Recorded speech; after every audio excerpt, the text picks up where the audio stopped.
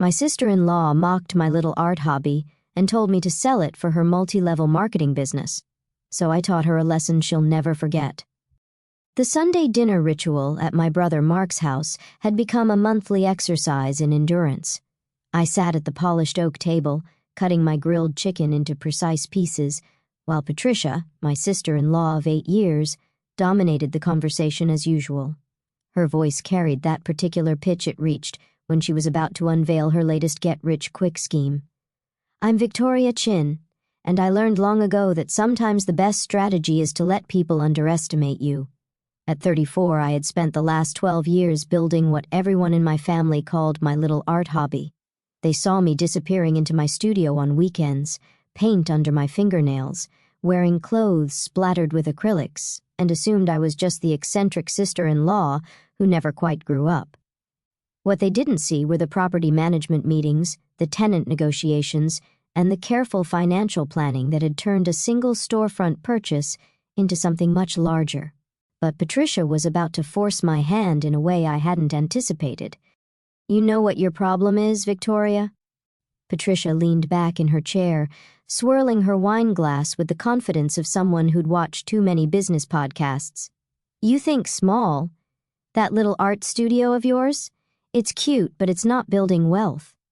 Mark, my older brother by 3 years, nodded along dutifully. He'd always been the type to agree with whoever spoke loudest, a trait that served him well in his middle management position, but made family dinners predictable.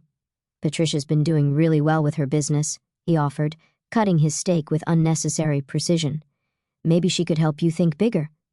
I continued eating, letting the familiar undercurrent of condescension wash over me. Patricia had been through 7 different MLM companies in the past 5 years: essential oils, weight loss shakes, skincare products, jewelry, supplements, kitchen gadgets, and most recently some kind of energy drink powder. Each time she proclaimed it would be the one that would make them millionaires. Essential oils are the future, Victoria, Patricia continued, pulling out her phone to show me a graph with ascending dollar signs. My upline, Jennifer, made 6 figures last month alone. 6 figures while you're playing with paintbrushes. The dismissive way she said paintbrushes made me pause, mid-sentence. I'd heard that tone before, usually directed at pursuits people considered frivolous or feminine. Art, in Patricia's world, was decoration. Something pretty but ultimately worthless compared to real business. Tell her about the investment opportunity, Mark prompted, refilling his wine glass. Patricia's eyes lit up with the fervor of someone about to deliver what she considered life-changing advice. Here's the thing, I'm expanding my territory, but I need capital, real capital, and you're sitting on this asset that's just there, taking up space. I set down my fork and gave her my full attention. What asset? The studio. She waved her hand as if it were obvious. That building you rent for your art stuff, it's in a decent neighborhood, right? You could sell it, invest the money with me, and we could both be making passive income within 6 months. Mark nodded enthusiastically. Patricia's already identified 3 potential downlines in the area. The growth potential is incredible. I felt something cold settle in my stomach. Not anger exactly, but the quiet recognition that a line was about to be crossed. I don't own the building, Patricia. I rent studio space. Even better, she clapped her hands together. No property taxes, no maintenance costs. You could get out of that lease, use whatever equipment money you have tied up, and invest it properly. Real business, Victoria, not hobby business. The word hobby hung in the air like a challenge. I'd heard it countless times over the years, usually accompanied by patient smiles and suggestions that I think practically about my future. What struck me wasn't the suggestion itself, but the casual assumption that my life's work was something to be discarded the moment a better opportunity presented itself. How much do you think I could get out of the studio? I asked quietly. Patricia's face brightened. She clearly mistook my question for interest rather than curiosity about just how little she thought my work was worth. Well, art supplies aren't worth much used. Maybe a few thousand for the good brushes and canvases. The real value is freeing up your time and mental energy for something that actually scales. She leaned forward conspiratorially. "Victoria, I'm talking about residual income, money that works for you while you sleep." Mark jumped in with supporting statistics about MLM success rates that I suspected came directly from Patricia's company materials.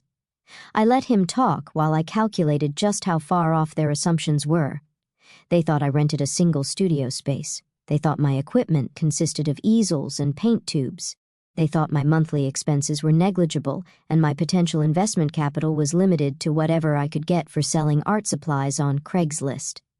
What they didn't know was that 3 years ago, I had purchased the entire building that housed my studio, not just my unit, but all 12 units in the converted warehouse complex. What started as a way to secure my own workspace had evolved into a carefully managed property with a waiting list of artists, small businesses, and creative professionals desperate for affordable commercial space in the gentrifying neighborhood. The building generated $18,000 monthly in rental income. After expenses, taxes, and maintenance reserves, I cleared about $180,000 annually from the property alone. Add in the sales from my own artwork, which had found a steady market among corporate clients and private collectors, and my hobby was more profitable than Mark's 15-year career in logistics management.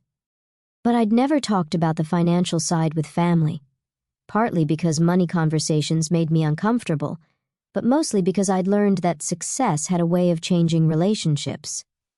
The moment people knew you had more than they expected, every interaction became weighted with unspoken calculations. "You know what?" I said, setting down my napkin. "Maybe you're right." Patricia practically glowed. "Really? You're interested?" "I'm definitely thinking about it," I replied, which was true in a way. I was thinking about how fascinating it was that someone could be so confident about a situation they understood so poorly. Mark reached over and squeezed my shoulder. "This is great, Vic. Patricia is going to help you build real wealth." The conversation moved on to other topics. Mark's upcoming promotion review, Patricia's latest essential oil testimonial, their teenage daughter Sophia's college plans. I participated just enough to avoid seeming rude, while my mind wandered to the text I'd received that morning from my property manager, confirming that 2 more units would be available next month when the current tenants relocated to larger spaces. After dinner, I helped clear the table while Patricia showed me her income projections on various phone apps. The numbers were impressive in the abstract, but I noticed they all assumed perfect market conditions, exponential growth, and recruitment rates that defied basic mathematics. When I asked about her actual earnings versus projections, she deflected with stories about other people's success. "The key is thinking bigger," she said, loading plates into the dishwasher. "You've been thinking like an employee instead of an entrepreneur." I almost laughed. The comment revealed so much about her assumptions. In Patricia's worldview, employment and entrepreneurship were binary categories, and anything involving creativity fell automatically into the employee bucket. She couldn't conceive of art as a business or understand that ownership took forms beyond selling products through social media. "How soon would you want to make this transition?" I asked. "Honestly, the sooner the better. I've got my eye on a premium starter package that would set us both up perfectly, but the pricing is only good through the end of this month." She paused dramatically. "It's a $15,000 investment." "But Victoria, we're talking about changing your life." $15,000. That was roughly what I collected in rent from 3 units in a month. Patricia was proposing I dismantle my entire livelihood for the equivalent of a quarter's income from just a fraction of my property. "Let me think about it," I said. "Don't think too long," she warned, switching to her practiced sales voice. "Opportunities like this don't wait for people who aren't ready to commit." The drive home gave me time to process the conversation. Patricia wasn't malicious exactly. She genuinely believed she was offering me something valuable, but her certainty about what my life should look like, combined with her complete lack of curiosity about what my life actually was, felt like a particular kind of disrespect. I pulled into the parking lot behind my building and sat in the car for a moment, looking up at the converted warehouse that had become the foundation of everything I'd built. The red brick facade glowed warm under the streetlights, and I could see soft light spilling from several studio windows where tenants were working late. Unit 3 housed a ceramic studio where Alina Martinez created custom tiles for high-end restaurants. Unit 7 was rented by a husband and wife team who designed and built custom furniture. Unit 12 belonged to a photographer who specialized in corporate headshots and had a waiting list 3 months long. These weren't hobbyists playing with art supplies. They were skilled professionals running legitimate businesses, and I was their landlord. More than that, I was part of a creative community that Patricia couldn't see past her spreadsheets and recruitment targets. My phone buzzed with a text from Patricia, thinking about our conversation. "Let me know when you want to see the starter package details. This is going to be amazing." I stared at the message for a long moment, then typed back, "Definitely interested. Let's talk more soon." The next morning, I had coffee with James Rodriguez, my property manager and longtime friend. James handled the day-to-day operations of the building, lease agreements, maintenance requests, tenant relations, while I focused on long-term strategy and my own artistic work. "Patricia wants me to sell the building," I told him, stirring sugar into my coffee. James nearly choked on his espresso. "Sell the building? To invest in essential oils? She doesn't know I own it. She thinks I rent studio space and should liquidate my art supplies to buy into her MLM. Jesus, Victoria, how long has she been in your family? 8 years. Long enough to know better, but apparently not long enough to ask better questions." James leaned back in his chair, shaking his head. "What are you going to do?" That was the question I'd been wrestling with since last night. The easy path was to simply tell Patricia the truth, show her the property records, explain the actual scope of my business, and watch her recalibrate her assumptions. But something about the way she dismissed my work as a hobby made me want to approach this differently. "I think I'm going to let her keep talking," I said finally. James raised an eyebrow. "That sounds dangerous. She's so convinced she knows what's best for me. I want to see how far she'll push before someone asks the right questions." "And if she doesn't ask the right questions?" James asked. I smiled. "Then she'll learn the answers anyway." Over the next 2 weeks, Patricia ramped up her campaign to convert me into her essential oils downline. She sent daily texts with success stories, income screenshots, and motivational quotes about taking control of your financial future. She forwarded webinars about breaking free from the employee mindset and invited me to virtual meetings with her upline mentors. I attended one of the meetings out of curiosity. 12 people were on the video call, mostly women in their 30s and 40s, listening to a woman named Jennifer explain how essential oils had transformed her life. The presentation was professionally produced, full of testimonials and income claims, but light on actual business mechanics. When Jennifer asked if anyone had questions, I unmuted myself. "I'm curious about the market saturation aspect. If everyone in the network is targeting the same customer base, how do you avoid competing with your own team members?" There was a brief pause before Jennifer pivoted to a rehearsed answer about an abundance mindset and expanding the pie instead of fighting for slices. Patricia messaged me privately during the call, "Great question. You're already thinking like a business owner." But I noticed Jennifer didn't actually answer the question.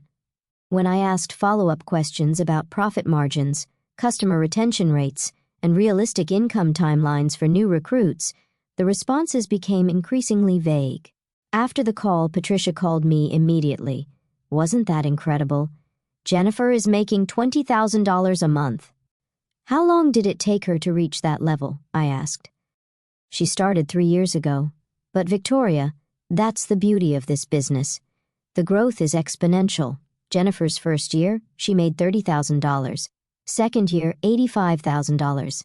This year, she's on track for $240,000. The numbers were designed to impress, but they also revealed something Patricia hadn't considered. If Jennifer was making $240,000 annually, and that represented 3 years of exponential growth, then the vast majority of people in her network were making significantly less. Basic mathematics. What did Jennifer do before essential oils? I asked. I think she was in marketing or something corporate, but that's exactly my point. She broke free from the rat race and created time freedom. I didn't mention that marketing skills were probably relevant to building a sales network, or that 3 years of 60-hour weeks building a business wasn't exactly time freedom. Instead, I said, "It sounds really promising, Patricia. I'm excited to learn more." The following Sunday, Patricia arrived at dinner armed with a tablet full of presentation materials and a bag of essential oil samples. She prepared what she called a personalized business proposal for my transition out of art and into entrepreneurship. "I've been thinking about your situation all week," she announced over appetizers, "and I realized we need to be strategic about this timeline." Mark beamed with pride. "Patricia's been working so hard on this. She really wants to help you succeed." Patricia pulled up a spreadsheet on her tablet. "Okay, so here's what I'm thinking. Your lease is probably month to month, right? Most art studios are flexible like that." I nodded, not bothering to correct her assumption. "Perfect. So you could give notice any time. Now, for liquidating your equipment, I found this company that buys art supplies in bulk. They wouldn't pay retail, obviously, but you could probably get $3,000 to $5,000 for everything." She'd clearly spent time researching, which made her complete misunderstanding of my situation more fascinating than annoying. "The starter package I want you to consider is $15,000, she continued. "But here's the thing. If you can't cover it all up front, you could start with the $5,000 basic package and upgrade once you're generating income." Mark leaned forward, studying the spreadsheet. "This looks really well thought out, Patricia."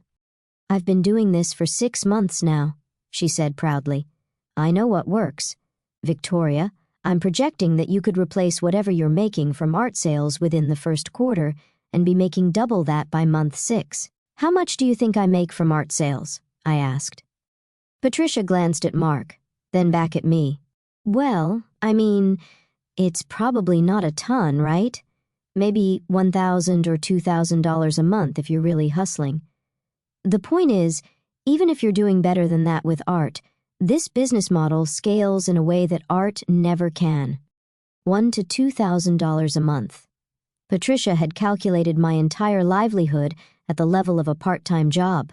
Her confidence in advising me to abandon my career was based on the assumption that my career barely existed. "You're right about scaling," I said carefully. "Art is very time-intensive." "Exactly." Patricia's eyes lit up. "You're trading time for money, which means your income is always capped by how many hours you can work. With essential oils, you build systems that generate passive income. Your money works for you instead of the other way around." She pulled up testimonials from other former artists who transitioned to real business. I recognized the language patterns from every MLM presentation I'd ever seen, before and after stories that focused on lifestyle changes rather than actual financial details. "Victoria, I need you to really think about this," Patricia said, reaching across the table to touch my hand. "I'm offering you something that could change your life, but I can't want success for you more than you want it for yourself." The comment stung, not because it was true, but because it revealed how Patricia saw me. In her mind, I was someone who lacked ambition, who needed to be rescued from her own limited thinking. "I do want success," I said quietly. "I think we might just define it differently." "How so?" Mark asked, genuinely curious. I considered my answer carefully. This felt like a moment where I could either educate them about the reality of my situation or continue letting them operate from their assumptions. Patricia had invested so much energy in convincing me to abandon my hobby that part of me wanted to see how she'd react to learning what she was actually asking me to give up. "Patricia, can I ask you something?" I said instead of answering Mark's question. "Of course. You've been so generous with your time helping me think through this transition. I'm curious, have you visited my studio?" She looked confused. "Your studio?" "No, I mean, I know where it is generally, but I haven't been inside. Would you like to see it before I make any final decisions?" I think it might help you understand the scope of what we're talking about. Patricia glanced at Mark, who shrugged. Sure, that makes sense. It would help me give you better advice about liquidating everything. Perfect. How about this Saturday morning, say 10 a.m.? That works, Patricia said, already looking ahead to what she clearly saw as the final step in converting me to her business model. I spent the rest of dinner listening to her explain the different essential oil product lines and compensation structures, nodding along while mentally calculating how much my building would appreciate in value over the next 5 years. Property values in the neighborhood had increased 12% annually for the past 3 years, and the city's investment in public transportation was only accelerating gentrification. But more than the money, I thought about the community we built in the converted warehouse, the collaborative projects between tenants, the informal mentorship that happened when experienced artists worked alongside newer ones, the way the building hummed with creative energy on weekend afternoons when everyone was pursuing their own version of success. Patricia saw a woman wasting her potential on a hobby. What she was about to discover was a carefully built ecosystem that supported 12 small businesses and generated more annual income than her essential oils projections promised. Saturday morning arrived crisp and bright. I got to the building early, not because I needed to prepare anything, but because I wanted a few quiet moments to appreciate what I'd built before Patricia's worldview collided with reality. Alina was already in her ceramic studio, wedging clay for a large installation piece. Through the window, I could see her moving with the fluid precision of someone who'd mastered their craft over decades. In Unit 7, the furniture makers had their garage door open, letting the sound of sanders and routers spill into the courtyard. My own studio occupied Unit 1, the corner space with the best natural light. The walls were lined with completed paintings, works in progress, and reference materials for commissioned pieces. But the studio was just the visible part of what I did here. The real business happened in Unit 2, which I had converted into an office for managing the property and my freelance graphic design work. Patricia arrived precisely at 10 a.m., wearing athletic clothes and carrying a large tote bag that probably contained essential oil samples for my transition consultation. Mark came with her, looking around the neighborhood with the vague curiosity of someone visiting a part of town they'd heard about but never explored. "This is a nice area," Mark said as I led them toward the building entrance. "A lot of development happening." "The gentrification has been pretty dramatic," I agreed. "Property values have gone crazy." Patricia was already in assessment mode, mentally cataloging what she saw. "How much do you pay for rent here?" "It varies," I said. Which was true in a way. My mortgage payment varied slightly based on property tax adjustments and escrow calculations. I led them through the main entrance, past the directory board that listed all 12 tenant businesses, and down the hallway toward my studio. Patricia was taking notes on her phone, probably calculating square footage and rental rates. "Wow, this is bigger than I expected," she said as I unlocked the studio door. The space was larger than most people expected. High ceilings, exposed brick walls, and floor-to-ceiling windows that flooded the room with natural light. My easels were set up near the windows, surrounded by organized chaos of paints, brushes, canvases, and reference materials. But it was the finished work that made Patricia stop talking. The walls displayed 12 months of paintings, ranging from small, intimate pieces to large-scale corporate commissions. Each piece was labeled with a small placard showing the title, year, and, in some cases, sold stickers with price information. Mark walked slowly around the room, studying the paintings with new attention. "Vic, I had no idea you were working at this level." Patricia was staring at a large abstract piece labeled "Commissioned for Morrison and Associates Law Firm, $8,500. Her expression had shifted from confident assessment to confused recalculation. "You sold that for $8,500? She asked. "That was last month's commission," I said casually. "Corporate clients pay well for original work." I watched Patricia's mental math adjust in real time. She was beginning to understand that my hobby generated more than the $1,000 to $2,000 monthly she'd calculated. How many pieces do you sell per month? Mark asked. It varies. Some months just one or two smaller pieces. Other months, I'll complete a major commission like that one. Plus, I do freelance graphic design work for several regular clients. Patricia was studying the price tags more carefully now. So, you're making what? $10,000 a month from this? Some months more, some less. But that's just from my own work. Patricia looked confused. What do you mean, just from your own work? This was the moment I'd been building toward. Well, there's also the rental income from the other 11 units. The silence that followed was profound. Patricia blinked several times, as if processing a sentence in a foreign language. Rental income? Mark said slowly. I walked over to the window and gestured toward the courtyard. I own the building. All 12 units. Everyone else pays rent. Patricia sat down heavily on a paint-splattered stool. You own the building? I bought it 3 years ago. The previous owner was ready to retire, and I was tired of dealing with unpredictable rent increases. Mark was staring at me like I'd revealed I was secretly a superhero. You own this entire building? Why didn't you ever mention it? It's not something that usually comes up at family dinners. Patricia's voice was very quiet. How much rental income? About $18,000 a month gross. After expenses, taxes, and reserves, I clear around $15,000 monthly from the property management side. I watched Patricia's face as she calculated that my monthly passive income was equivalent to her initial investment proposal for my entire career transition. So, you make $15,000 a month just from rent, Mark said, still processing, plus whatever you make from selling art and design work, plus appreciation. The building's value has increased about $400,000 since I bought it. Patricia stood up abruptly and walked to the window, staring out at the courtyard where several tenants were moving equipment. Her tote bag of essential oil samples sat forgotten on the floor. I don't understand, she said finally. Why didn't you tell me any of this?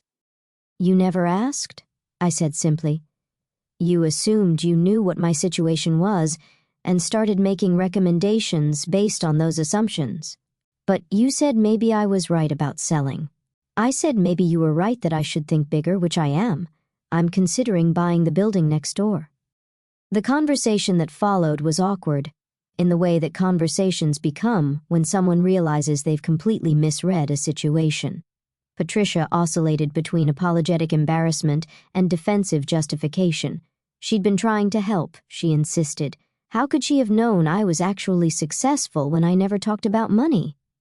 Mark was more direct in his confusion. Why had I let Patricia spend weeks developing a business plan for my career change if I wasn't actually interested in changing careers? I was curious, I said honestly. I wanted to see what assumptions people were making about my life. Patricia, to her credit, pushed for clarity even in her discomfort. I learned that when people can't see the value in what you do, they assume there is no value. And once they've made that assumption, they'll build elaborate justifications for why you should abandon it. Patricia was quiet for a long moment. I really thought I was helping you build wealth. You were trying to help, I agreed. But you were solving a problem I don't have. The tour of the rest of the building completed Patricia's education. She met Alina, whose ceramic installations sold for $15,000 to $25,000 each. She saw the furniture maker's showroom, where custom pieces started at $3,000. She talked to the photographer in Unit 12, whose corporate headshot sessions booked 3 months in advance at $500 per shoot. By the time we finished walking through all 12 units, Patricia understood that she'd been trying to convince me to abandon a thriving creative community and a 6-figure income to sell essential oils to my friends on social media. I feel really stupid, she said as we stood outside the building. Don't, I said, and meant it. You couldn't have known what you hadn't been told. But I made so many assumptions. Everyone makes assumptions. The question is, what you do when you realize your assumptions were wrong. Mark had been mostly quiet during the tour, but now he spoke up. Vic, I owe you an apology. I've been thinking of your art as a hobby for years. I know. Why didn't you correct me? I considered the question. Because I didn't need your validation to know what I'd built was valuable, and because sometimes it's easier to let people underestimate you than to constantly justify your choices. Patricia was staring at her phone, scrolling through weeks of text messages about income opportunities and financial freedom. God, I must have sounded so patronizing. A little, I admitted, but your heart was in the right place. Was it, though? I mean, I was so focused on convincing you to do what I thought was best that I never bothered to understand what you actually wanted. That observation showed more self-awareness than I'd expected from Patricia. Maybe there was hope for our relationship after all. The drive back to Mark's house was quiet. Patricia seemed to be processing the gap between her assumptions and reality, while Mark kept glancing at me like he was seeing me clearly for the first time. "Can I ask you something?" Patricia said as we sat in their driveway. "Sure. Are you happy? Like, really happy with what you've built?" I thought about the question seriously. Most days, yes. I get to create art I'm proud of, work with interesting people, and build something sustainable. I don't have all the answers, and some months are harder than others, but yeah, I'm happy. Patricia nodded slowly. I think I've been so focused on financial metrics that I forgot to consider whether people actually like their lives. "Do you like yours?" I asked. She was quiet for a long moment. "I like the idea of my life, the vision of being my own boss, building something, having financial freedom, but honestly, most days I'm stressed about recruitment targets and inventory management, and I spend a lot of time trying to convince people they need things they probably don't need." "So, what would make you happier?" "I don't know yet. Maybe something that feels more useful, like what you've built. You're not just making money, you're creating a space for other people to succeed, too." That evening, I sat in my studio as the sun set through the tall windows, painting and thinking about assumptions and underestimation. Patricia's essential oils proposal had been built on a foundation of misconceptions, but her core motivation, wanting to help someone she cared about build a better life, was genuine. The irony was that I had spent years building exactly the kind of life she claimed to want for me: financial independence, creative fulfillment, and control over my time and energy. 6 months later, Patricia quit the essential oils company. She'd realized that her success depended on recruiting friends and family into a system that worked well for very few people, and the ethical implications bothered her more than she had initially understood. Instead, she went back to school for nonprofit management and started working with a local arts advocacy organization. It turned out she had real talent for fundraising and community building when she applied those skills to something she believed in, rather than something she was trying to believe in. Mark and I started having monthly coffee meetings where we actually talked about our work instead of just making polite conversation. He was genuinely interested in the business side of property management and creative entrepreneurship, and I was curious about his logistics experience. We even collaborated on a feasibility study for converting an old warehouse district into affordable artist housing. The building next door became available 8 months after that Saturday morning tour. I bought it not as an expansion of my rental business, but as a collaborative space for larger art installations and community events. The 12 original tenants helped design the renovation, creating a space that serves the broader creative community while remaining financially sustainable. Patricia sometimes volunteers at events in the new space, and she's become one of the building's most effective advocates with city planning committees and arts funding organizations. She jokes that she finally found her MLM, but this time it stands for Making Lives Meaningful instead of multi-level marketing. Looking back, I think the most valuable part of the whole experience wasn't proving Patricia wrong about my career, but discovering how much energy I'd been spending hiding my success from people who I thought couldn't handle it. The assumption that family members would feel threatened or diminished by my achievements had become its own kind of limitation. Now, when people ask what I do, I tell them I'm an artist and property developer who creates spaces for creative businesses to thrive. It's a more complete truth than I paint sometimes, and it opens conversations instead of closing them. Patricia was right about one thing. Thinking bigger does matter. She just didn't realize I'd already been doing it for years in ways she couldn't see until she learned to look beyond her own assumptions about what success looks like. Sometimes, the most radical thing you can do is simply refuse to make yourself smaller to accommodate other people's limited imagination of what your life could be.